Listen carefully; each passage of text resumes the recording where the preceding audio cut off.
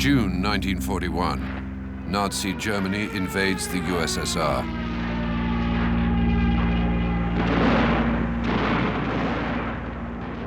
Shadowing the German forces advancing unhindered on Moscow, the Einsatzgruppen mobile death squads divided up the territory to clear it of Jews and political enemies.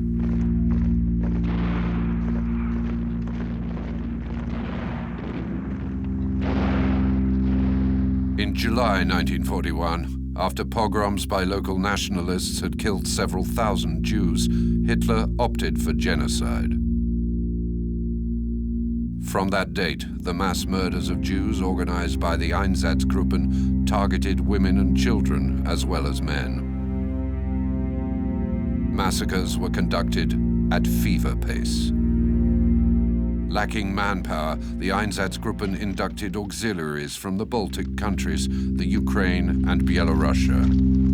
To escape death, Soviet prisoners also served in the killing units. After the ethnic cleansing of Belarus, the southern Ukraine, and the horrific massacre in Kiev, where 33,771 Jews were killed in 2 days at a ravine called Babi Yar, Karl Jäger, an officer in charge of Einsatzgruppe A, informed Berlin in December 1941 that the Baltic countries were now Judenfrei, free of Jews.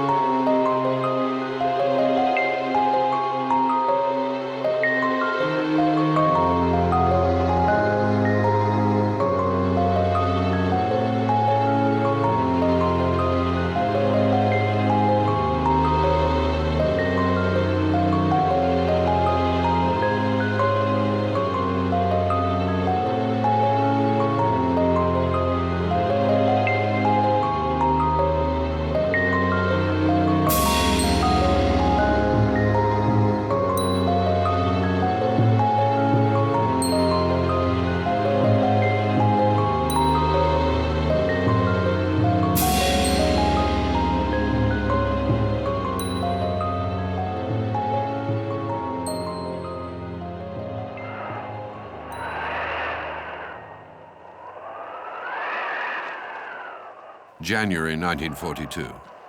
Just when a German victory seemed imminent, the terrible Russian winter with its near Arctic cold and winds set in. This, and the 250,000 men Stalin sent in as reinforcements, slowly reversed the balance of power.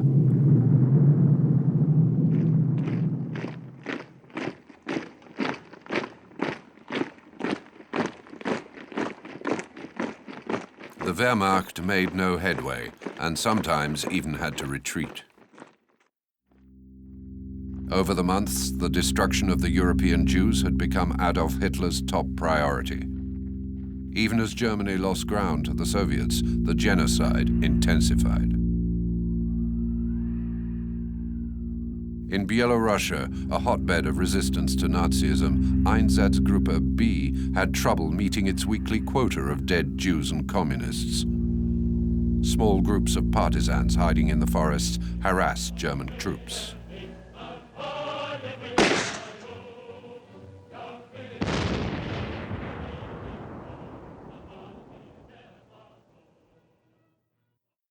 In retaliation, the villages were systematically razed and their inhabitants exterminated.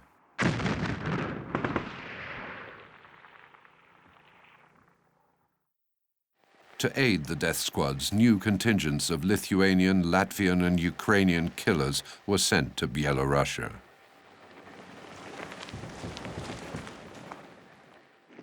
Mums niekas nesakė, karo metu niekad nepranešė, kad rytojus važiuosi ten, nepraneždavo nieko. Tik tai sėsk ant mašinas įvažiuok, nuvežė, tik tada pamatai, kur tave nuvežė. Tik šitai buvo. Išvežė in Minską, mūsų batalioną. Vokiečių batalionas, mūsų ir tenais išvežė. Iš tenais pradėjo paskui vykdyti šitos jau genocidą. Ir kur pirmą kartą teko šaudyti žydus? Nugi žinot, kad aš ir nepasakysiu, tai to vardo, mažam miestelį pirmą kartą, mažam. Tai jau nedaug buvo. Ir kas daugiausia, aš pasakyti atvirai, kad mažai, ką jie sunaikino, kad kas būtų pavojinga. Bet daugiausia su frontais vyrai buvo pasitraukę, visur viskas tik ką likdavo, senės vaikai ir moterys. Tik tai daugiausia šitokį žmonės tokius naikino. O kaip būdavo su vaikais toj duobėj? Buvo į tuo, šaudavai viskas.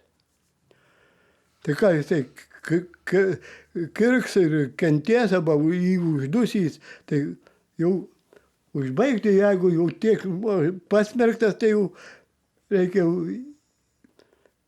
tiesiog išgelbėt, tai skaitau, kad išgelbėjai žmogų, nušovęs jį. Jau kad jis, sakau, kad dar buvo gal ir tų degamų kulipkų, kad degdavo drabužiai. Tai jeigu tėvas apsikabinęs vaiką, tai jums reikėdavo kažkurį tai pirmą šaut. Ką šaudavot pirmą? Pirmą jau šauni tėvą. Jau tėvą šauni. Tėvo bus labai skaudu, kada vaiką prie jo šausi. O vaikas vis tiek jau. Žiauru. Tiesiog vaikas dar, katras jau protingesnis, tai gula ir žino savo likimą, o ne tai ropoja gyvulių tas mažiukas, į tokį reikia nušauti.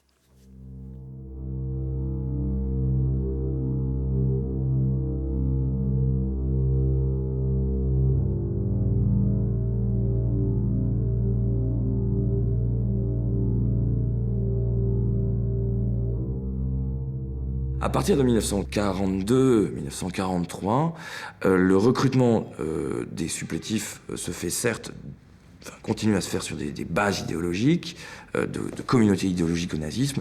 Il n'en reste pas moins que les calculs économiques, les calculs d'ascension sociale, les stratégies fonctionnelles jouent aussi leur rôle. Most of them were farmers, but they were motivated really by the fact that working for the police is much less hard than working on a farm. If you're a young man at that time, you would probably be otherwise sent to forced labor. Certainly from the spring of 42, this was happening on a large scale. And the rewards in the police were definitely better than the other possibilities they might have. Ces gens sont souvent des nationalistes convaincus, mais il faut aussi bien se mettre dans la tête que s'engager dans ces milices, c'est aussi, pour certains prisonniers de guerre soviétiques, la seule façon d'échapper à la mort, ou la façon d'obtenir des rations alimentaires un tout petit peu moins misérables que celles que les administrations civiles destinées aux populations. Duobė pirmiausia, kiek telpa suguldo, kareiviai stovi šitaip. Ties taip 2, 3, žydai. Ir iš viršaus gulinčius in pečius, in sienas, ir šaudai in tenais. Ne taip, kad ant krento šauti ir mesti in duobę, ar ne. Juos suvaro ir duobėje suguldo. Ne kad kokis riksmas būtų, atdėjavimas ar kas, kantriai labai lipdavo in tą duobę, guldavo, kas buvo sakyta, jis jau matė, kad iš savo likimo nepabėgsi ir jie pasidavė tam, kad juos bereikalo nemušt, nedaužyt, bet gulė ir šauk. Tai jau matom, kad ties, kuriuo pasuktų šautuvą ties jų, negu jis, gal kitas ties manim, katras bus.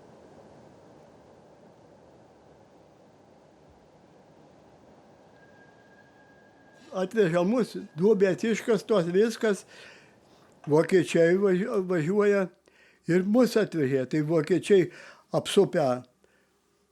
apsukę laiko tą vietą, kur šaudo, o lietuviam reikia šaudyti, o vokiečiai šitie jų tie kareiviai, ar kas irgi įsiimdavo šitos mažus fotoaparatėlius ir iš toliau mus fotografuodavo.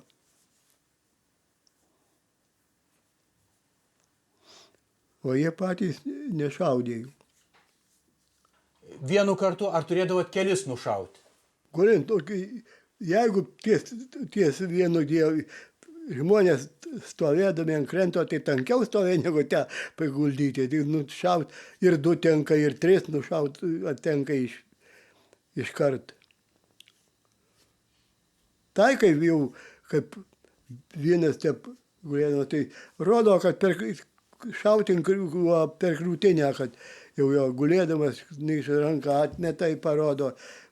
Pasim, jiem ant kupros buvo tokios 6 kampų žvaigždės. Dovydo žvaigždės, kaip jie vadino. Tai šaunė ant krūtinę jau. Gaila žmogų, kad jis užeisi, jo guldys kiti šaudomi, kad tai nedusys jau. Stengiasi šaut, kad nušaut. Taip atvirai pasakęs. Jau pas mane sąžinė tokia buvo. O kad sužeist arba ant šono šaut, tai jų uždusys tenais.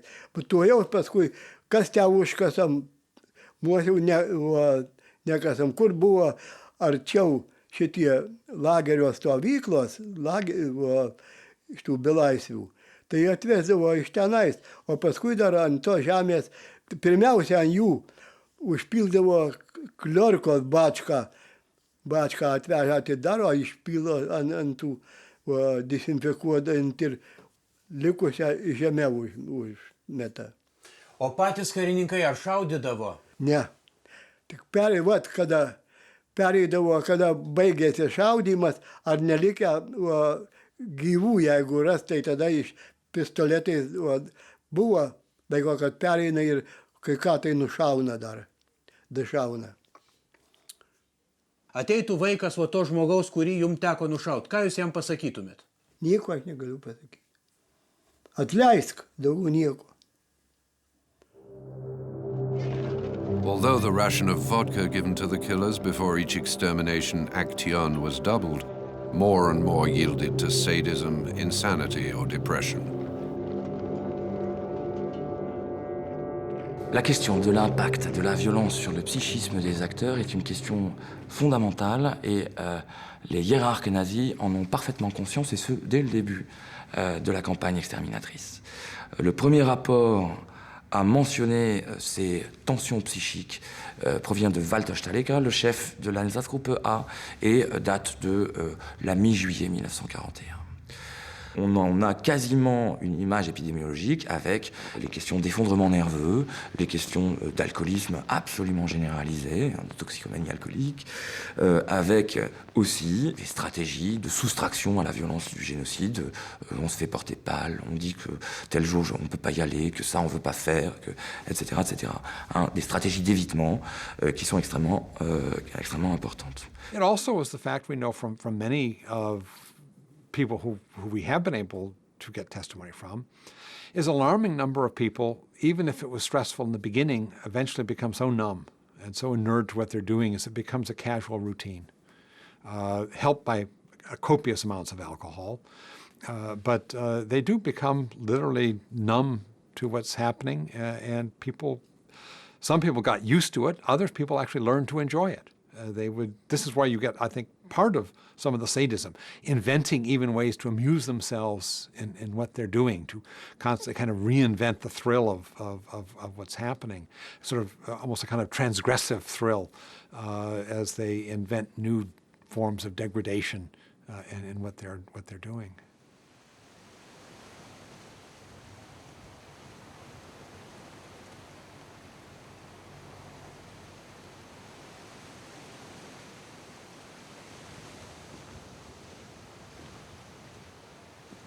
Коли вже карательний отряд приїхав, вони почали всі кричати.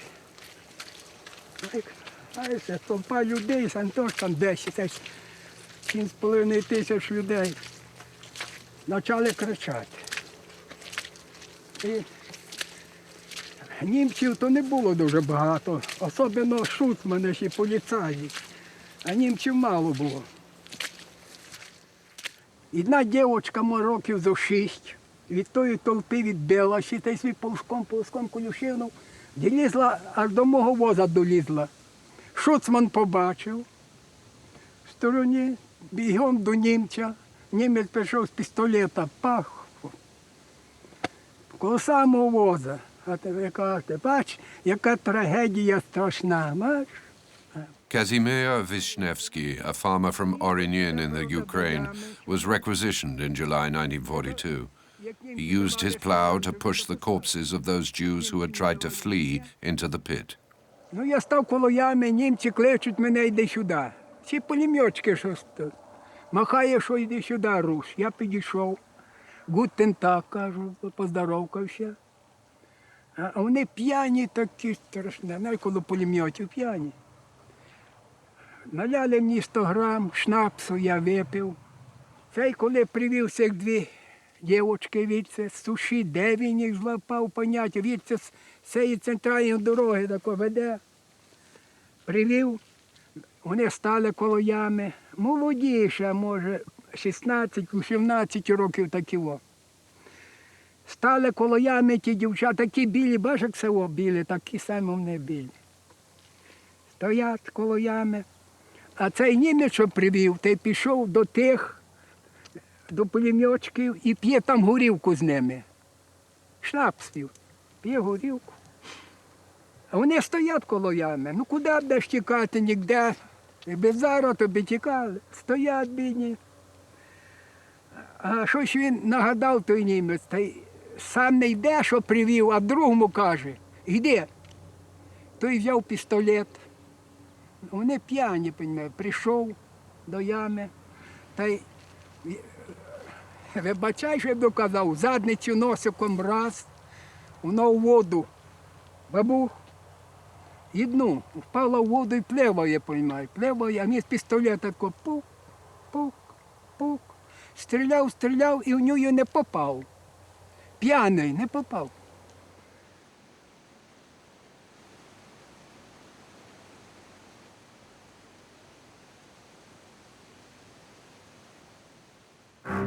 Arthur Nebe, commander of Einsatzgruppe B in Byelorussia, whose chauffeur committed suicide because he couldn't handle participating in large-scale massacres, asked to be relieved of his functions in November 1941. Karl Jaeger, author of the cynical 1942 report declaring the Baltic states free of Jews, soon required treatment for depression. Even Selewski, the supreme group leader of the SS and SD in Central Russia, lost his nerve. Il baigne littéralement dans un océan de sang. Ce sont plusieurs centaines de milliers de victimes qui vont tomber au cours de ces grandes opérations de ratissage des forêts biélorusses qui font pour certaines plusieurs dizaines de milliers de morts. C'est un homme qui est sans doute un des plus grands criminels nazis et dans le même temps, il est l'un de ceux qui va avoir un effondrement psychique et nerveux en 1942, effondrement nerveux qui lui vaut une absence de pratiquement une année éloigné du front. Cette double caractéristique, disons, de la brute sanguinaire, mais torturée par sa conscience, va aussi décider de son destin, au sens où, après être passé entre les gouttes des procès de Nuremberg et des premiers procès menés par les Allemands à partir de la fin des années 50, von Barzelewski va s'accuser lui-même de crime et il va être condamné à une quinzaine d'années de prison à Hambourg. En 1963 ou 64, je crois, et il finit ses jours en prison. Himmler was concerned about the psychological toll the killings were taking on his troops. Many had to be sent back to Berlin. By the end of 1942, there was only one German for every 10 local auxiliaries. The extermination planners sought more efficient ways to kill masses of Jews, which would also spare their men from direct participation in the genocide. Despite these difficulties, 1942, when most of the ghettos were brutally liquidated, was the deadliest year for Eastern European Jews. À partir de l'été 1942, intervient ce que Raoul Hilberg appelle la deuxième vague du génocide, et on a affaire à un génocide qui est absolument méthodique, qui suit un plan qu'on voit très bien sur la carte, de haut en bas, du nord au sud. Les ghettos sont quasiment systématiquement liquidés, avec sélection des populations. Certains hommes sont envoyés soit dans des camps de concentration pour y travailler, mais la plus grande partie des populations, 90% de la population des ghettos, est alors exterminée en de grandes fusillades. Et tout cela intervient de la mi-42 à la mi-43, et on peut considérer, si vous voulez, que les communautés juives ont disparu en très grande partie dès l'été 43. À partir de ce moment-là, les spectres de victimes des groupes et des formations militaires allemandes sont beaucoup des civils soviétiques non juifs. Hitler wanted to continue the annihilation of the Jews in Western Europe. He knew he wouldn't be able to use the same methods. The Western Europeans would be outraged if they witnessed such bloodshed. In addition, to avoid demoralizing the SS, it would be necessary to use a method that would minimize contact between killer and victim.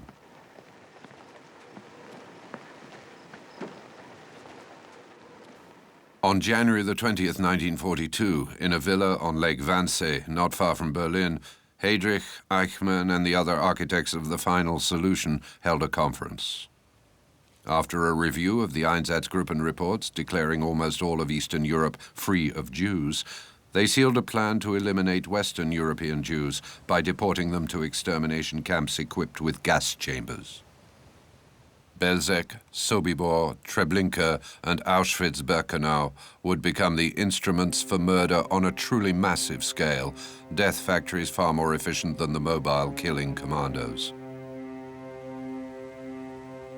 The technicians of genocide added up the figures, arriving at an overall total of 11 million Jewish victims.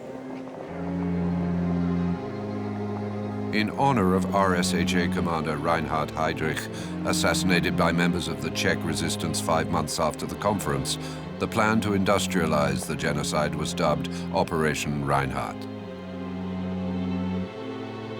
Tested successfully on Soviet prisoners in the cellars of Block 11 at the Auschwitz camp on September 3, 1941, the gas chamber became the standard death-dealing implement.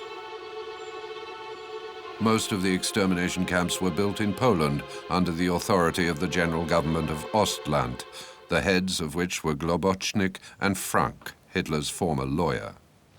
Diese krummnasigen Raubpiraten, diese Sendboten der Vernichtung, diese Elendswichte und Nachtgaukler, dieses verdammte Misch- und Börsengesindel! Das geht nun einmal nicht. Der Deutsche mag den Juden nicht, der Jude den Deutschen nicht, infolgedessen muss der Jude weg!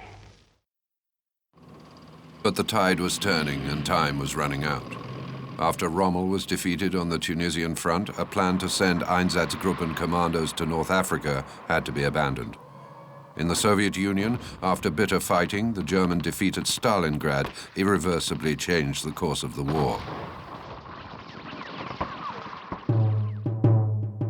In the spring of 1943, 4,500 corpses were discovered in Katyn forest. They were the bodies of Polish military officers and intellectuals killed 3 years earlier. The event hit the headlines. Stalin and Hitler blamed each other for the massacre. Although the Soviet NKVD was behind it, for Hitler, faced with possible defeat, it was a sign that it was now urgent to erase all evidence of the genocide he had perpetrated. Hence, Operation 1005. The Germans actually made a demonstration about Katyn, but this also alerted them to the need to keep their own activities secret and the contrast between putting propaganda against Katyn and what they're doing themselves. So it's only by 1943, Sonderkommando 1005 had been established, and they used the information from the Einsatzgruppen to try to go back and uncover as many of the mass graves that they had created and to destroy whatever evidence there was there, everything from grinding bones to burning the corpses. And it was quite a large operation. They didn't get to every site, but they made quite an intensive effort, and it's very clearly to cover their traces, to make it, in case there is some sort of peace, that these massacres should not become known and should not be used against them to punish them. So Sonderkommando 1005 is under the command of Paul Blobel, who was a former Einsatzgruppen officer. And he then creates a whole group of different sub-commandos who are assigned to different regions, and they're to go out and, usually using Jewish slave labor, exhume all these graves, burn the bodies, and then kill all the witnesses. So it's a massive operation. And they even send a detachment down to Serbia to destroy the graves there. But most of the time they're operating in the Soviet areas where all these countless massacres had taken place.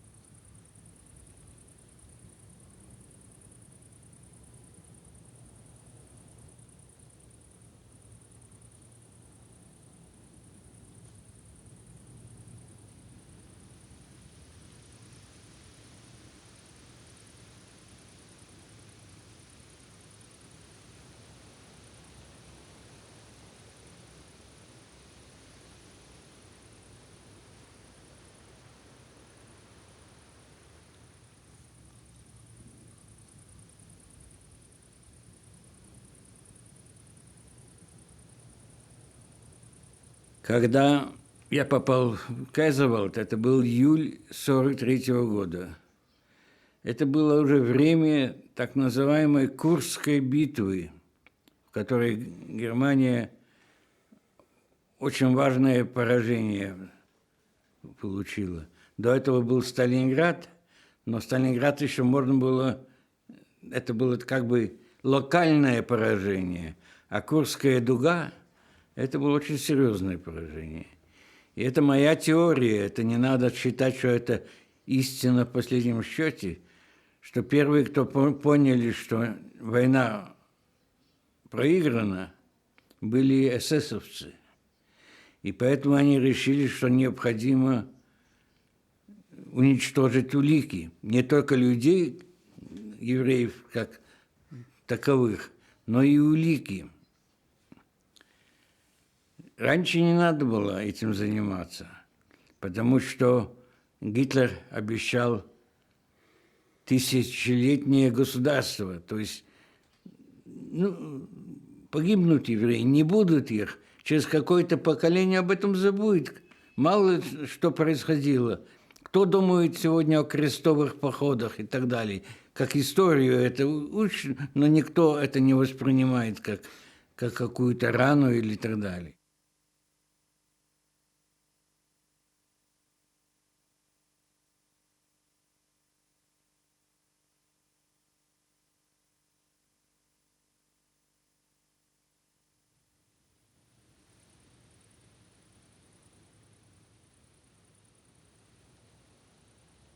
И тогда была создана команда, которая этим занимается. И эта команда имела кодовое название, сейчас на момент я это забыл, «Штützpunkt». «Штützpunkt» это по-немецки, значит, что ли, место обороны или что-то так примерно. И вот а кто же будет выкапывать? Конечно, евреи. И так началась вот эта страшная история, когда Это почти как русская рулетка. Если покажет на твой ряд, значит, ты считай, уже умер. Потому что тебя отправят в Румбулу выкапывать, неделю или 10 дней будешь там работать, потом сожгут тебя, и новая партия придет.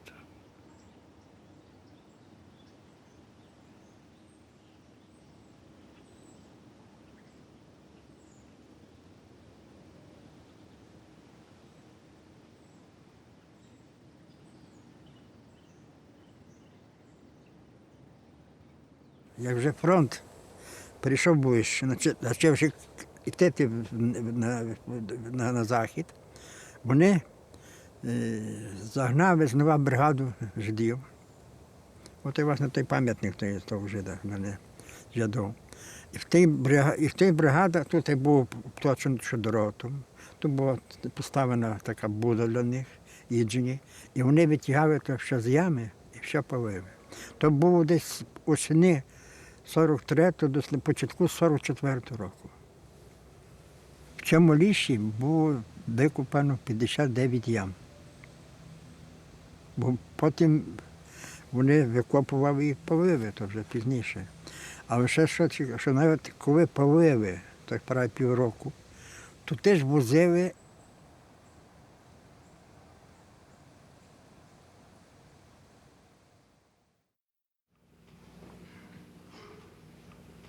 Dr. Wells, please. What did you have to do? We used to uncover all the graves that were people killed during the last 3 years, and uncover, take out the bodies, make up pyres, and burn these bodies, grind the bones, pick out all the valuables in the ashes, like gold teeth, rings, and so on, separate them.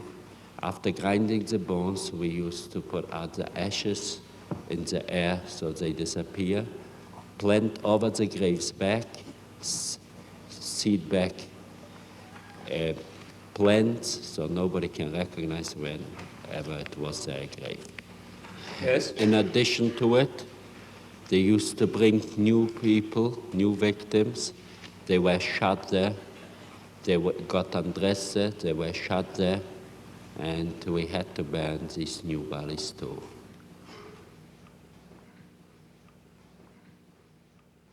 They knew it wasn't that we found. They knew here a grave, and we went, uncovered the grave, took out the corpses, and we took out about 1,000 corpses a day.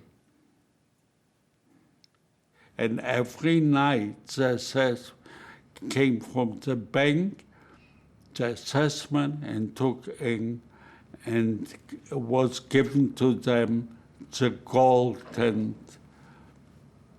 and all this stuff that had to be given to them, and they took it and went away in the night, the evening.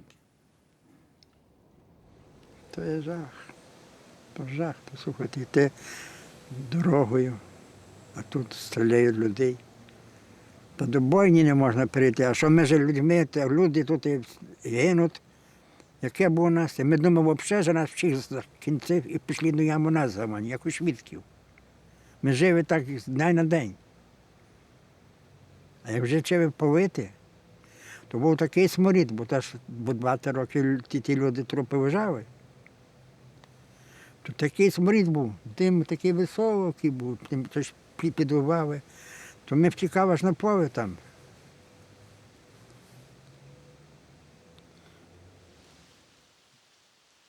In Kaunas, Lithuania, Operation 1005 focused on Fort 9, where the remains of 80,000 Jews lay. זה הייתה אחד מהמצדות הגדולות שהקיפו את העיר קובנה. המצדות עוד נבנו על ידי הצארים, זאת אומרת, להגן קובנה מהגרמנים. הוא היה נוצל כבית סוהר, כן? כל מיני אנשים שעשו דברים לא טובים.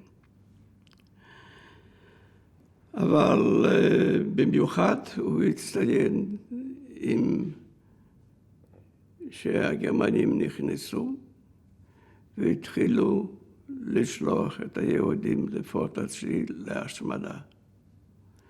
בעזרת הליטאים נשמדו יותר מ-90%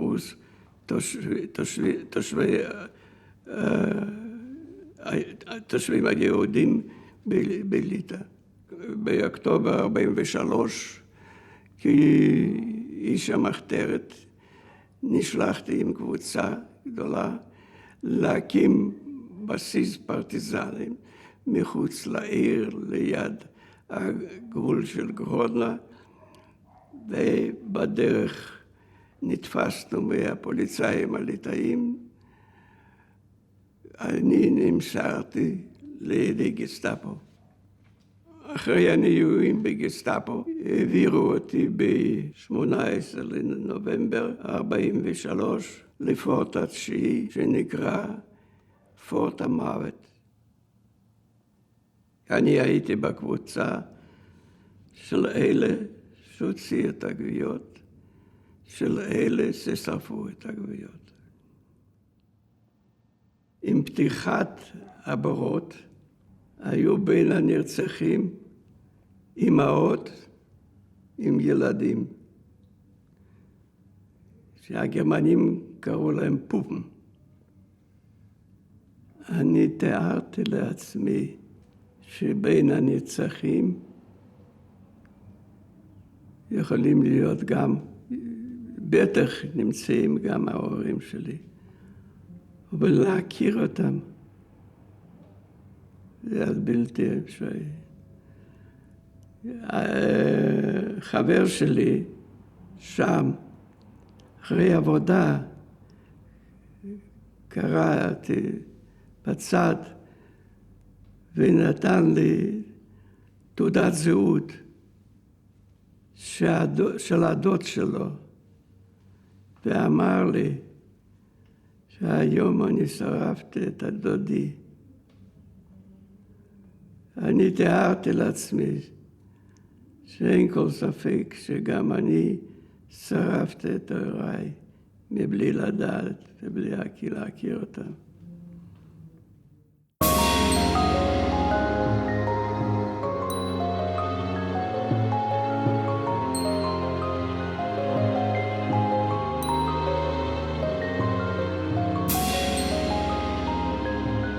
Each member of the commandos who exhumed and burnt the corpses was assigned a precise task. The Brandmeister had to stoke the flames. The Zähler, or counter, was in charge of keeping a tally of the corpses that were methodically stacked on the logs and doused with some inflammable substance, which differed depending on the region. As prime witnesses of the genocide, the work commandos were routinely killed and replaced. At every Operation 1005 site, the Jewish laborers, who no longer had families to protect, attempted insurrection or escape.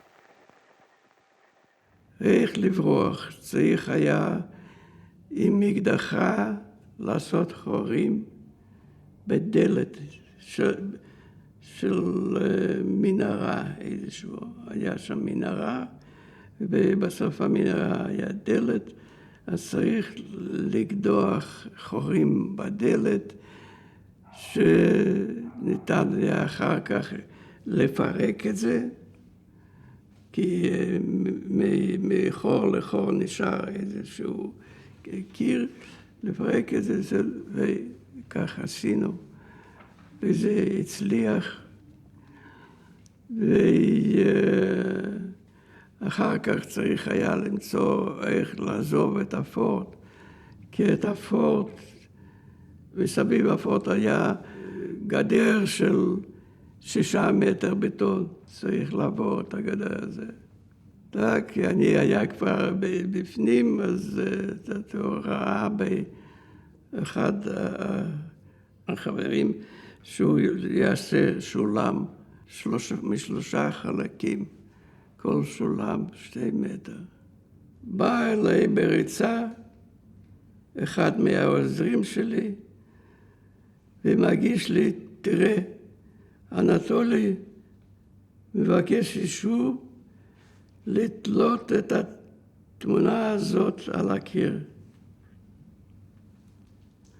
אתה הצגת לי פה, אני לא ידעתי שהוא מוכשר כזה. שהוא היה בחקירה באותו מקום בו אחרי כן, מאיפה שרצו אותו לשלוח למוסקבה ויהרגו אותו, ביקשו ממנו שהוא יצייר. הוא צייר עוד 4 תמונות. אבל הכי מיוחדת הם 2 התמונות האלה. שאחד הוא קוקיש לכיוון של קצין גסטאפו. והקצין הגסטאפו בפוזה מחורבנת, מתחרבן. ואת הציור השני, זה יום עבודה. זה היה שעה לפני הבריחה, ככה עבדו. מבלי שהגרמנים ירגישו את זה. בלילה שכבר היה הכל מוכן, קיבלתי הודעה שצריכים להביא עוד פרטיזנים שנתפסו. אז החלטתי שנחכה 2-3 ימים. נראה, אחרי 2-3 ירד שלג, וכבר הוא לא נמס. ובאותו לילה, 25 לדצמבר, אנחנו ברחנו מהפורט לפי התוכנית שבוצעו.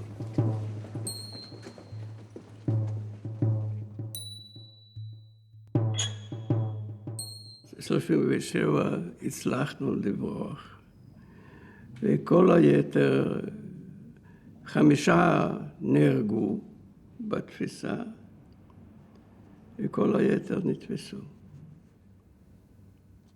Alex Fatelson managed to join the partisans. He fought beside them until the end of the war. השתתפתי בהרבה משימות, והמשימה הכי מעניינת, נשלחתי לבלרוסיה, ליער נליבוק, נקרא, ליצור קשר שם עם הפרטיזנים, שהיה להם קשר ברדיו עם מוסקבה.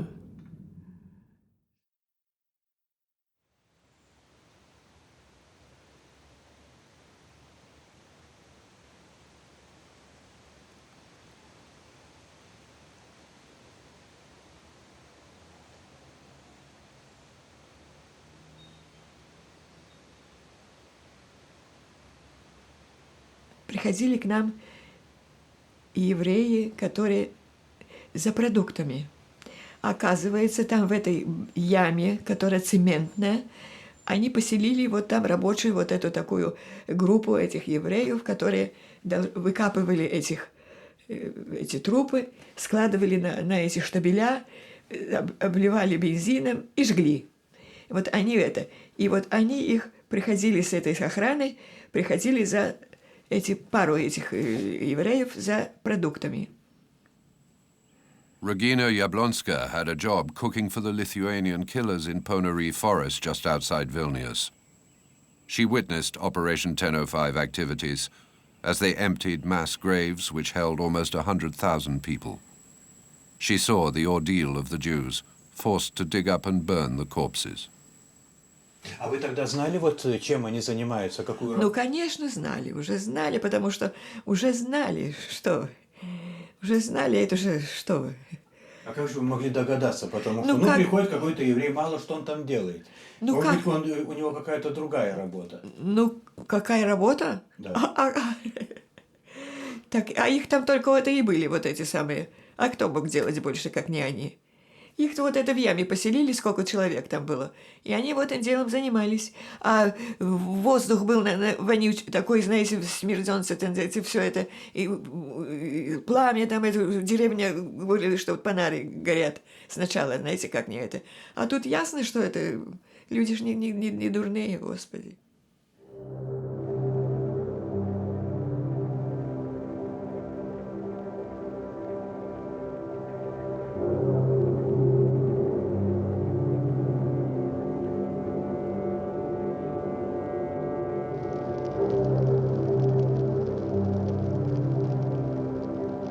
Для этих евреев это же очень страшная работа, да? Конечно, страшно. И жили в этой яме, понимаете. Мы приходим как-то утром. Боже, что творится там на этом? Какой-то переполох в этом самом. Что-то тут такое. Оказывается, что в эту ночь сделали побег вот евреи. Они, когда выкапывали вот это все трупы, все это, они же, у людей были еще какие-то ценности, знаете, с собой, то зубы, там это золотые, то, может, еще какие-то кольца или что такое. Они все это, вот эти евреи, они все подбирали, вот это, знаете, вот такое, собирали. И давали вот этим австрийцам, которые их это охраняли, понимаете, там. А сами сделали такой подкоп, это где яма была, это цементная, где они там сидели вот в этой цементной яме, сделали такой подкоп и выносили в карманах, знаете, этот песок, все это самое, сделали такой, чтобы можно было выйти. И зато они вот снабжали этих австрийцев, чтобы они им и газеты там приносили. Это потом говорил один, который спасся там, знаете, рассказывал. Ну, все же вот спасли. И вот сколько их там, не знаю, сколько их человек там уже, видно, не поймали, погибло. А, по-моему, двое их это удалось им. И вот был митинг, и он потом приходил на это место и рассказывал все это.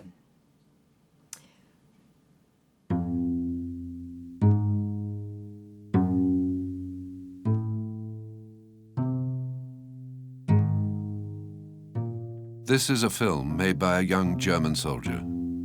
Home in Breslau, after a year on the Eastern Front, he got some of his little sister's cast-off toys, imagined this scene, and filmed it.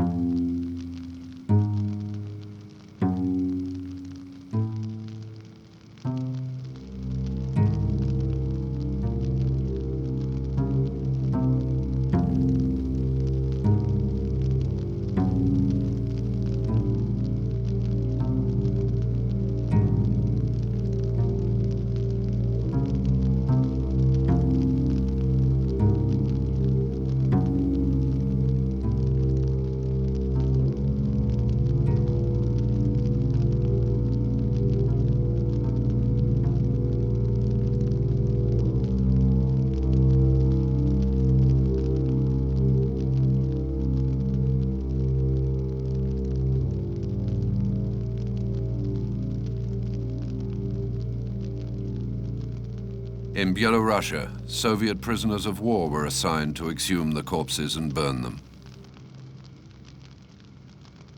Vores forbund, det sin egen kommer sin Scheiterhaufen, das ist besser brennt. Mit dem, der haben sie da angezündet und haben sie die Asche wurde sogar gestampft, dass man nichts finden konnte. Da haben sie auch nicht. Das war ja heimlich.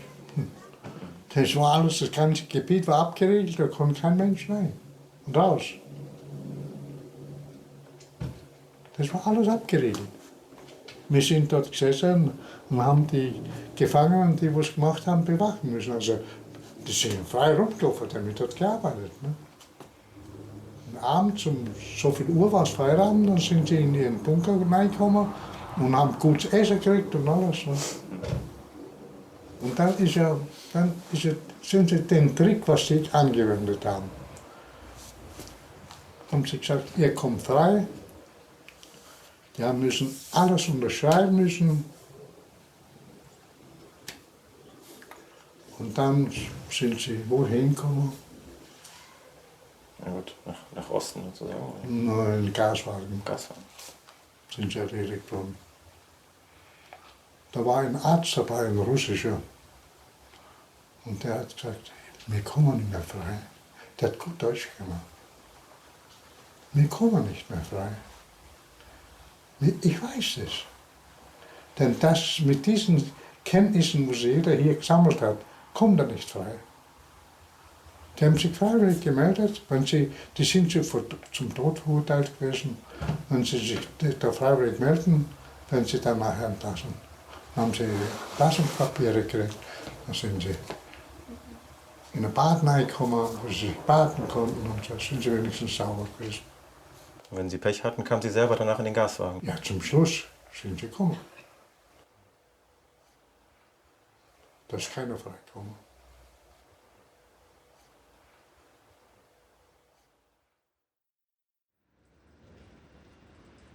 (1944). German defeat was now a certainty. Nevertheless, trainloads of European Jews from Western Europe were still chugging eastward.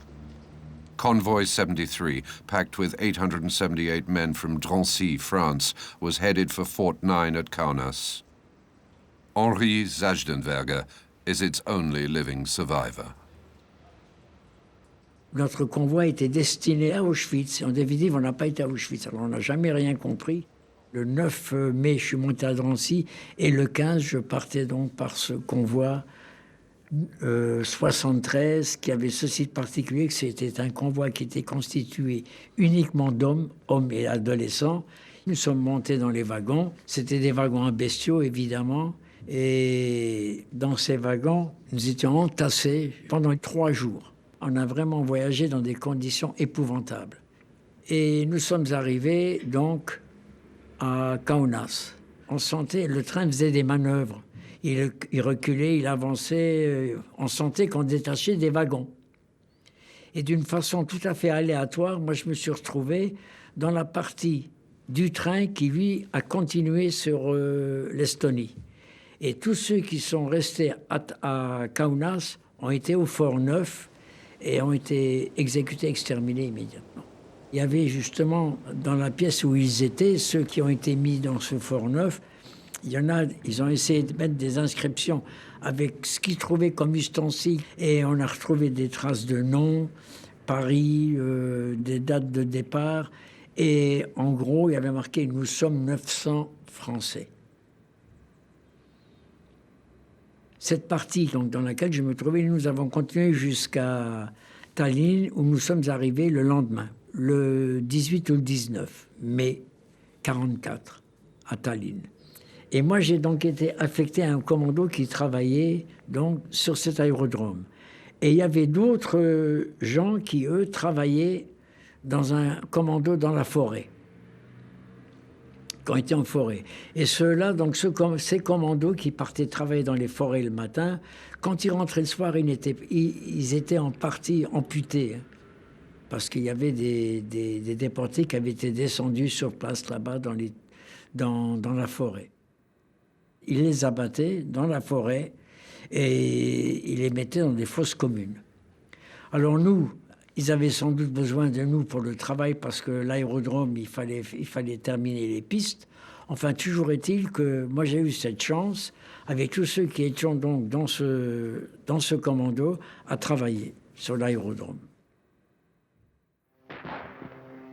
The collapse of the German armies unleashed sheer chaos on Eastern Europe.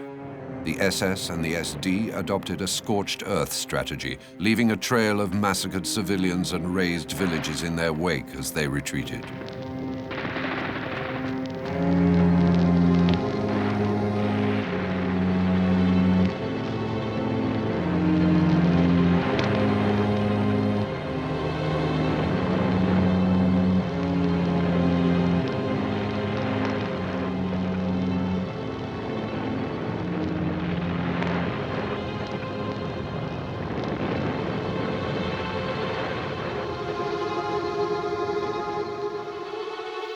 страшные, когда они были, когда отступали, когда удирали. Вот тогда они страшные были. Это были уже не люди, это были звери. Они заходили в любую хату, в любую избу. Что было, они забирали. Немцы, а бабушки в доме было крылечко такое хорошее, большое. И все немцы на это крылечко сошли, посадились на лавочке и сидят. А наша бабушка вышла и говорит, подожди, как она? Она ему говорит, камрад, что это такое, говорит. А за речкою село Писки горело. Сильные огни были. Что-то горело, ну что? А он посмотрел, да говорит, мутер, это наш камрад бросил сигарету и загорелась.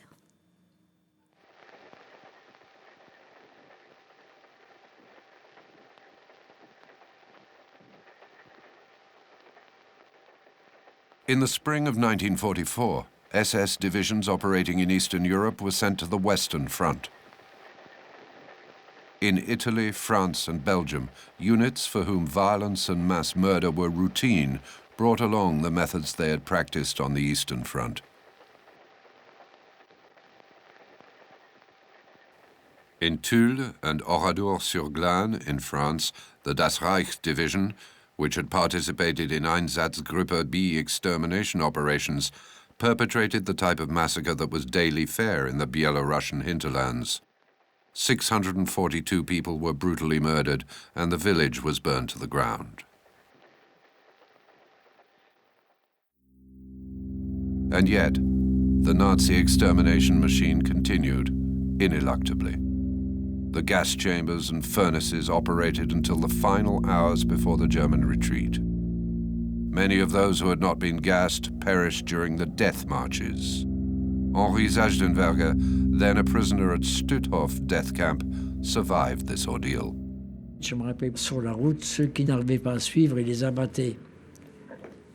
Ils tombaient dans le fossé, ils les abattaient, ils restaient là. Et puis, je me rappelle aussi, j'avais les pieds enveloppés dans du gros papier ciment. On marchait avec ça, et je mangeais de la neige. Je ne voulais pas réfléchir à ce qui m'arriverait plus tard. J'avais des œillères, et comment dirais-je, je le suivais aveuglément, sans me poser de questions, savoir ce qui se passerait le lendemain. Je vivais au moment présent. Je me disais, voilà, encore une minute de passé, je suis encore en vie, ben c'est l'essentiel. Et je vivais comme ça, à courte vue. In the Crimea, Otto Orlundorff's Einsatzgruppe, flanked by a militia of Tatar killers, had exterminated the Jews of Simferopol at kilometer 11. Over 10,000 people between December 9th and 13th, 1941.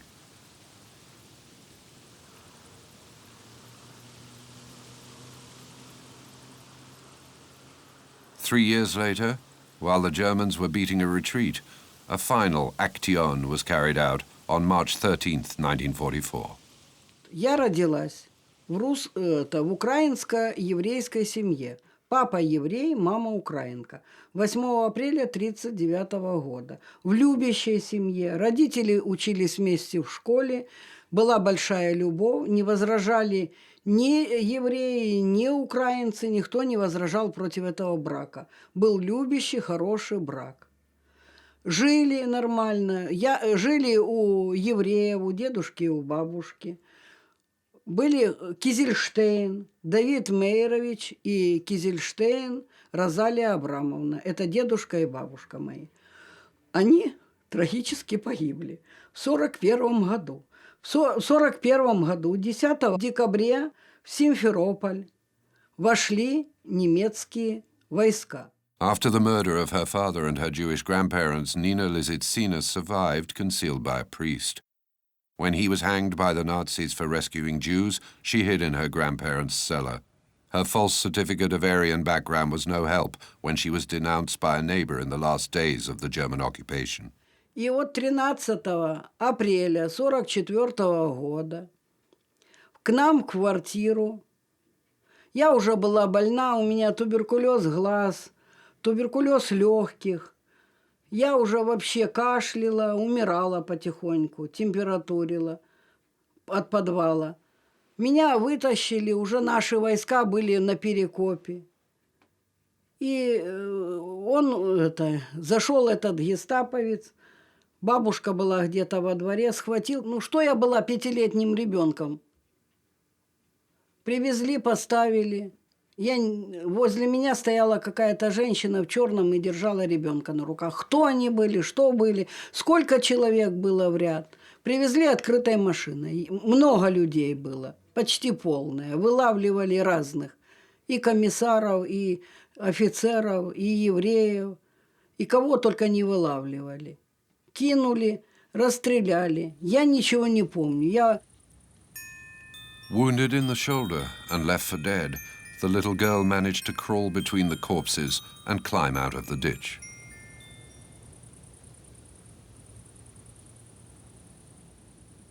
Пришла в себя ночь, во рву.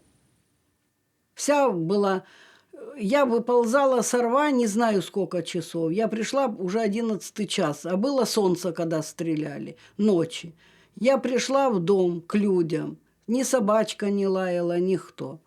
Я пришла, постучала в окошко, открыли. И больше ничего. Это были Курносенко, их признали праведниками. Была вся человеческая крови. Они быстренько, вода горячая была, коптилка такая была.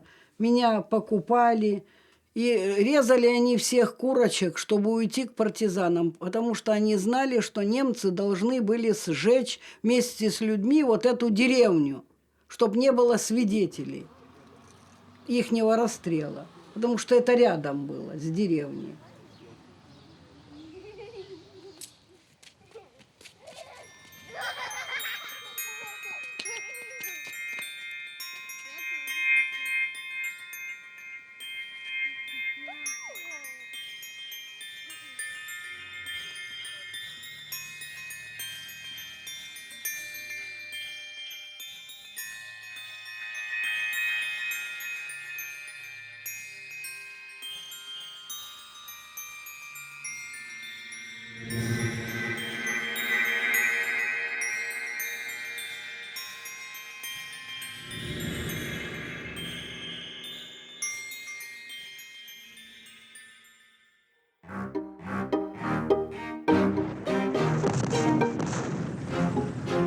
The Battle of Berlin sounded the death knell of Nazism.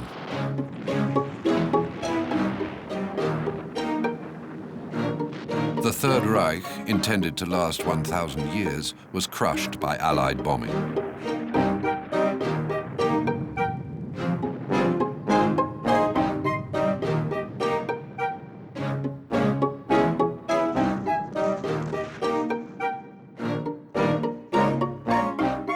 On April 2nd, 1945, a few weeks before he killed himself in his bunker, Hitler wrote, "In a world where the moral order is increasingly contaminated by the Jewish poison, a people immunized against it will someday recover its superiority. From this point of view, eternal gratitude will be due to National Socialism, because I have exterminated the Jews in Germany and Central Europe."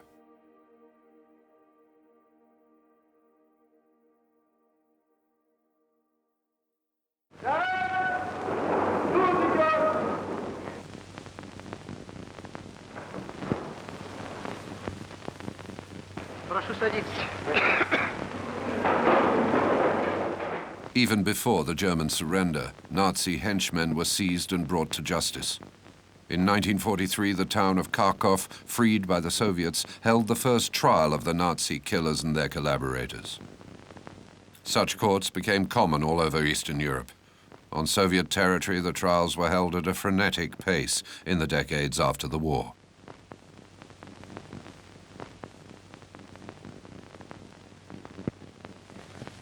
Нас повели, только нас не раздевали, уже было темно. Нас повели к этой же песчаной двери. Мы вошли, нас выстроили на очень маленьком выступе, в котором едва можно было удержаться. Стали всех расстреливать. Я закрыла глаза сжала кулаки, напрягла все мускулы и бросилась вниз до выстрела. Мне казалось, что я летела целую вечность, но я упала на трупы, благополучно, не расстрелянная. Через некоторое время, когда стрельба умолкла, я услыхала, что немцы спускаются вниз, в яр, и достреливают всех стонущих. У многих была предсмертная икота, многие корчились, ворочались, они присвечивали фонариками и достреливали всех. Я лежала тихо, не шевелясь, боясь выдать себя. Я чувствовала, что здесь меня конец. Я решила молчать. Сразу стали засыпать землей. Присыпали довольно изрядно, потому что я чувствовала, что задыхаюсь, но шевелиться боялась. Когда уж мне оставалось набрать еще несколько вздохов и задохнуться, я решила, пусть лучше расстреляют, чем я чувствую, что живем похоронено. Я стала шевелиться, но я не знала, что очень темно уже. Мне удалось левой рукой выбраться наверх, потом найти дыхание, откопать, а потом уж после нескольких вздохов я набрала воздух, собралась с последними силами и выбралась из-под земли. Было темно, но все-таки было опасно ползти, так как сверху вниз присвечивали фонариками и стреляли. Стреляли в стонущих, но могли попасть и в меня, поэтому я была очень осторожна. Мне удалось доползти до одной из высоких стен оврага и с огромнейшим трудом выбраться наверх. Rīgā apgabala virsnieku namā 26. janvārī sākās tiesas prāva par vācu fašistisko iebrucēju ļaundarībām. Apsūdzētais Friedrichs Jekels, SS Obergruppenführers policijas ģenerālis, bijušais SS karaspēku un policijas augstākais vadītājs Baltijas bija skaidri redzams, ka tā prāva netiek vesta pēc starptautiskiem likumiem. Jā. Tas ir kara tribunāls, un tas spriedums un iznākums jau bija a priori, jau bija iepriekš zināms. Nu, tas taču bija skaidrs. Jā. Bet mēs jau arī negaidījām, ka tā būs tiesa ar kādu tur smalkumu. Kāda tur var būt vainas pierādīšana, kad visi zināja, ka viņš ir ne tikai Rumbulas autors, viņš ir arī Babi Jāra autors. Viņš ir Dienvidu Ukrainā un Dienvidu Krievijā organizējis vislabāk organizētās un visplašākās ebreju akcijas, iznīcināšanas akcijas. Mašīna piebrauca zem Karātavam, zem Cilpas, un tie divi karavīri piepacēla to notiesātu un iebāza galvu Cilpā. Pēdējā Jekelna kustība. Viņš visādi kustināja galvu, lai paildzinātu vēl pēdējos dzīves mirkļus. Šie vācu fašistiski iebrucēji kāre un slepkavoja tūkstošiem mūsu tautas dēlus un meitas. Mūsu dzimto zemi viņi pārklāja ar veselu Karatavu mežu. Tagad nu bendēm pašiem jāsaņem Karatavu Cilpa. Ir pienācis viņu kauna pilnais galds, lai iznīkst uz visiem laikiem brūnais fašisma mēris, lai tas nekad vairs nespēja apdraudēt brīvību mīlošās padomju tautas. Viņš vēl gribēja dzīvot. Par to liecināja viņa izturēšanās tiesā. Viņš taču iesniedza apžēlošanas lūgumu, to vajadzētu vispār publicēt, lai viņam dāvātu dzīvību, ka viņš izpirkšot, cik 100 000 dzīvības viņam būtu bijis jāizpērk, ka viņš izpirkšot savus sliktos darbus, nezinu, ar ko viņš viņus izpirks. Es domāju, lielāku sakāvi ideisku sakā, un nacisms nevarēja piedzīvot, kā Jekels raksta lūgumu augstākai PSRS, augstākai padomei, lūgdams saglabāt viņam dzīvību. About 2,300 Jews were made harmless in a similar way. And from the last In Western Europe, Nazi criminals were judged at the Nuremberg trials. After he had condemned Goering and the top leaders of the regime, Benjamin Ferencz, the young American prosecutor who found the Einsatzgruppen reports in Berlin, convinced the tribunal to add a trial dedicated to the crimes of the death commandos on the Eastern Front. It opened on September 15, 1947. To hear these charges of international crimes and to adjudge them in the name of civilization.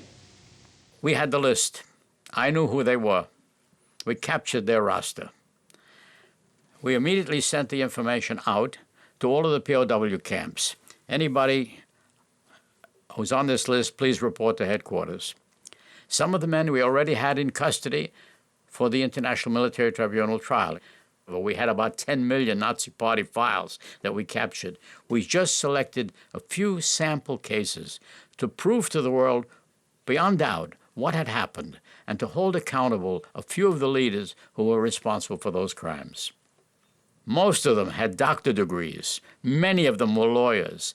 Some of them, one of them in particular, had 2 doctor degrees, Dr. Rush. I had a special affection to put him on trial. His lawyer came to see me. He was, of course, indicted for that crime without reference to Babi Yar. We just knew it was in an area of Kiev from his report. His lawyer came to see me, and he said, we have to drop the case against Rush. And I said, why? He said, because he's sick, he can't stand trial. I said, what does he have? He said, he has Parkinson's disease. I said, what's Parkinson's disease? He said, he's shaking all the time. I said, if I kill that many people, I'd be shaking too.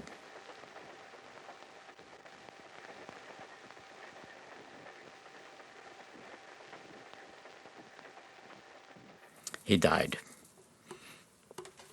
I don't know in which direction he moved, but I think it was a just result, immediate justice. Blobel was his chief, General SS, but Blobel, by the time he got around to it, after Stalingrad, and they thought, hey, there may be a day of reckoning, he tried to conceal the evidence of his crime by digging him up and blowing him up, so there would be no evidence available. It didn't help him. How do you plead to this indictment? Guilty or not guilty? Nicht schuldig. You may be seated. Judge Spate will now question the following defendant. And then, for the ridiculous reason, we limited the number of defendants to 24. In fact, 2 of them dropped out, one for death and one for suicide. We had 22. And the reason it was limited for 22 or 24 out of 3,000 mass murderers was we didn't have any more seats in the courtroom.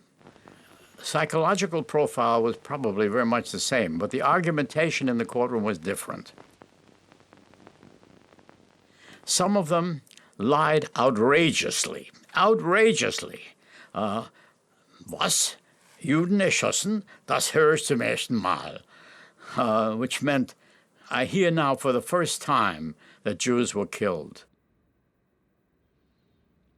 Some said we were only obeying superior orders. This was standard. Others said I wasn't there. I could play one against the other. And the evidence given in court was mostly a pack of lies. But the mentality was all the same. These were loyal German Nazi fanatics who believed in what they were doing, who thought what they were doing was right. The best explanation for the justification for what they did was given by Otto Ohlendorf. Ohlendorf was an intelligent man, Dr. Otto Ohlendorf, father of 5 children, general in the SS, and a fairly honest man. He explained why he did this. And it's important to know the mentality of mass murderers. If you want to stop mass murderers, you must know what motivates them. How do their minds work? And Ohlendorf was the perfect man to explain that to me, and I drew it out of him And the judges drew it out of him as well. Ich habe vom Juni 1941 bis zum Tode Heydrichs im Juni 1942 die Einsatzgruppe D geführt und war Beauftragter des Chefs der Sicherheitspolizei und des SD bei der 11. Armee.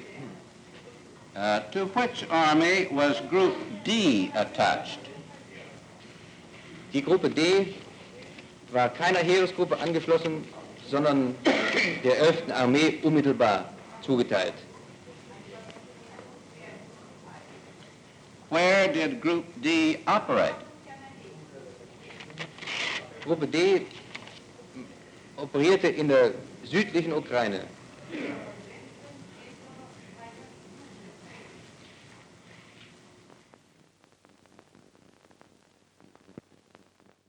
And he said, we did it in self-defense. I said, what do you mean, self-defense? Nobody attacked Germany. Germany attacked Poland, Russia, France, Belgium, Holland, Sweden, Norway. Where's your self-defense? He said. But we knew that Soviet Union intended to attack us, and therefore we had to attack them first to preempt an attack against us. And why did you kill all the Jews? Well, everybody knows the Jews were sympathetic to the Bolsheviks, and so you had to kill them too. And why did you kill all the children? Well, if we eliminated the parents, the children would grow up and they would be enemies of the Reich as well. So we were interested in the long-term security of our country, and therefore we had to kill the children too. As if to say it's perfectly logical to kill thousands of little children. Otto Ollendorf states that his estimate of the number killed by the Einsatzgruppe D during the time that he was in charge was 90,000. And he comes to that conclusion from the reports. And that is what I understand he says today. Ich bin mit dieser Antwort, Herr Präsident, nicht ganz überein. Und zwar insofern nicht, als ich sagte, diese Zahl von 90.000 ist gemeldet worden als getötet. Aber ich kann damit weder verbinden, dass sie wirklich getötet sind, noch viel weniger damit verbinden, dass sie von der Einsatzgruppe getötet sind, weil ich eben neben Übertreibungen auch bestimmt weiß, dass von den Einsatzgruppen fremde Ereignisse, von den Einsatzkommandos, fremde Ereignisse mitgemeldet worden sind. Daher konnte ich nur wiederholen, es sind 90.000 gemeldet worden. Ollendorf was a good example of the type of man who would do that. And he explained that he would have done it again, he would do it again. He believed that the Führer knew more than he did, and if it was necessary for the protection of Germany, he would do it again. And he was the father of 5 children. And because he was honest, I thought, well, I didn't want him to have the feeling that my personal intervention was vengeance as a Jew and glorifying, getting even with this major general in the SS who killed 90,000 Jews. I thought, well, he's a human being. He's got a family. He's got 5 children. Maybe he wants me to take some message to his wife or something like that. So I went down to the death house, which is right below the courtroom. There's a little lift goes down, and there are the various cells. And they brought him out in a little cell with a heavy glass in between, a few holes in it. And I said, Herr Ollendorf, I spoke to him in German. He has been sentenced to death. We both knew he was a dead man. Is there anything I can do for you? And it was a human gesture. I didn't think of terms of clemency. It was just a human gesture. I thought he might say, well, tell my wife, my children, I love them, I'm sorry, something. He said, the Jews in America will suffer for this. He was threatening me. I said, goodbye, Mr. Ollendorf, in English. I turned around and walked away. The next time I saw Ollendorf was on photograph of him dropping in the gallows and lying there dead in a coffin. Those are the only words I ever exchanged with Ollendorf or with any of the defendants. The only words I ever wanted to exchange. Of the 24 Einsatzgruppe officers judged at Nuremberg, 2 were sentenced to jail for life, 6 to shorter terms, and 14 to death by hanging. Only 4 of them were actually executed. The 10 other death sentences were commuted to life imprisonment. And in 1958, all the prisoners were freed. Pourquoi est-ce que les peines sont commuées à Nuremberg? Elles sont commuées parce que les Américains ont, à partir de 1947-48, l'intérêt bien compris d'avoir une Allemagne alliée, forte et fermement ancrée dans le camp occidental face à la guerre froide qui se dessine. Or, l'opinion allemande est extrêmement sensible à cette question de la justice et à cette question des procès de vainqueurs. Je vous rappelle qu'il y a un rejeu très fort entre l'imaginaire de sortie de guerre de 1945 et celui de 1918.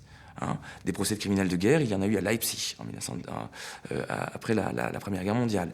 Et peu ou prou, l'opinion allemande est extrêmement travaillée par des courants conservateurs qui voient dans ces procès à Nuremberg des procès de vainqueurs, des procès qui ne veulent que traiter la question de la culpabilité allemande. Or, les Américains veulent éviter une sortie de guerre à la 18 et vont donc mettre en place une politique d'application des peines qui est extrêmement libérale, en effet, avec des gens comme Zandberger qui ont été condamnés à mort, puis peine commue à perpétuité, puis 5 ans, et qui, Zandberger a dû sortir en 1954, je crois. Donc il a fait 6 ans de prison, alors qu'il était condamné à la corde. Nothing happened to the thousands of shooters. Nothing happened to commanders whom we didn't have in custody. Because as a practical matter, if we didn't have them, we couldn't stay on in Germany, continue to search for them. Years later, the Germans, as a result of some provocation, won't go into the detail, set up a Zentralstelle, or a central office for the prosecution of Nazi criminals. And I knew the people who were in charge of that, and they were good people. And they got dossiers of all of these Einsatzgruppen files that we had. We turned our files over to them and also to the state prosecution authorities, and they began a number of prosecutions. Ensuite, les officiers plus subalternes ont eux aussi été souvent inquiétés, énormément interrogés, parfois mis en examen. Mais il ne faut pas s'étonner que relativement peu d'enquêtes débouchent sur un procès, au sens où les Allemands opèrent le choix fondamental de poursuivre sans encourir le risque d'accusation de rétroactivité. Donc on ne pourchasse que on opère des poursuites que pour meurtre et complicité de meurtre. Le crime de guerre, le crime contre l'humanité n'existe pas en droit allemand dans les années 30, et donc ce ne sont pas des chefs d'accusation pertinents. Können wir ein paar Fragen an Sie stellen? Most of the thousands of German killers returned to jobs with the police, their pre-war occupation. Men who had operated at the heart of the Nazi death squads could be found directing traffic, investigating crimes, or writing reports in the offices of the West German Interior Ministry after the war. They were never bothered.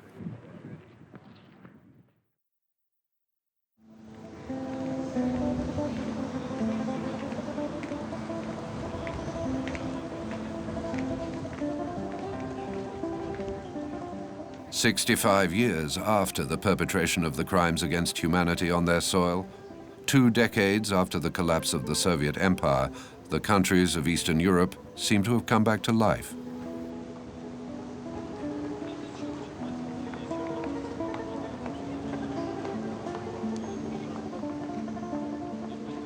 The devastation left by World War II, then the Soviet dictatorship, has nonetheless left indelible traces.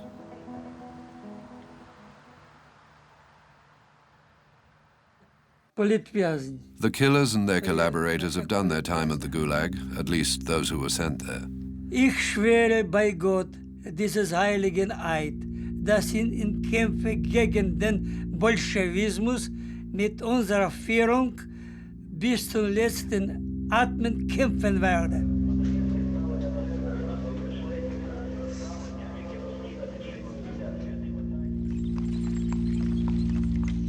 Freed only recently from communism, the Eastern European countries needed to regain their national pride, identified with nationalist movements for whom Russia was the first enemy.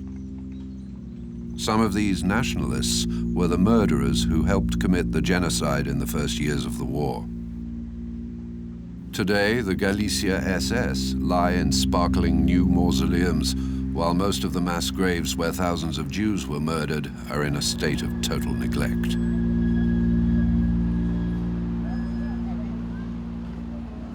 This gathering in modern-day Lviv honors both the UPA, a Ukrainian nationalist militia, and the Galicia SS, both of which lent armed thugs to the pogroms of June 1941.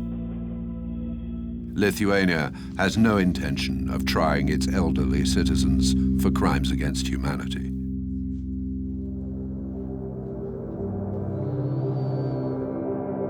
The implosion of Soviet power has led to such lawlessness and humiliation in Russia that neo-Nazi groups have sprung up. They randomly seize and kill people from ethnic minorities using methods similar to those of the Einsatzgruppen.